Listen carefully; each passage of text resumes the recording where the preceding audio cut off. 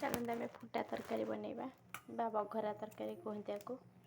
कदली बैगण आलू सजना छुई टमाटर पकई करवा तरकारी। प्रथम गैस को ऑन कर कढ़ई बसैबा।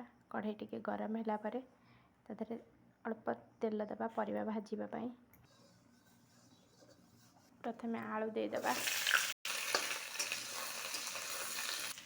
आलू को ढांकी दबा टाइम लगे आलू टे सीझापी। थाड़ी आलू हटाई देखा आलूटा गोड़ेगा आलू टे तेल भाजी परिवा गुड़ी को आड करवा। गोटे टमाटर आटा दबा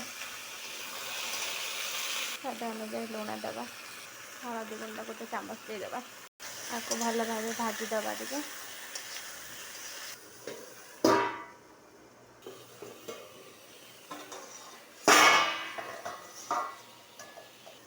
पानी दबा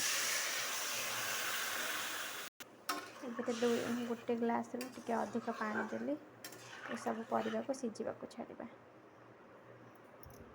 करेन्ट पड़े जाए तो से टॉर्च लगे रोषे कर देखु पूरा पागटी भी आज काउलिया कर खरा विशेष ना।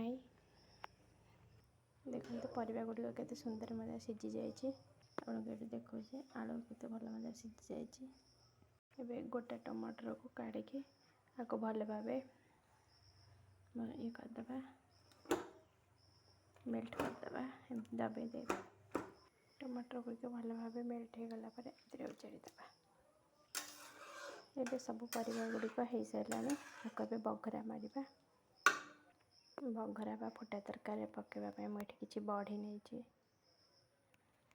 तेल कड़ई रे 2 चामच तेल देछि बड़ी गुड़ी को भाजीदबा। बड़ी गुड़िक भाजी हो गला आपको काढ़ी नवा कि डायरेक्ट तरकारी ऐड कर।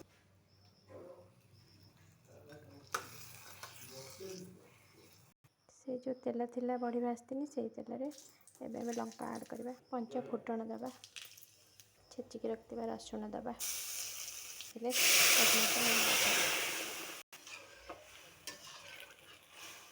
काटिक रखा धनिया पत्र ऐड करदे। यही तरकारी आम ओडिशा रे प्राय घरे घरे हुए।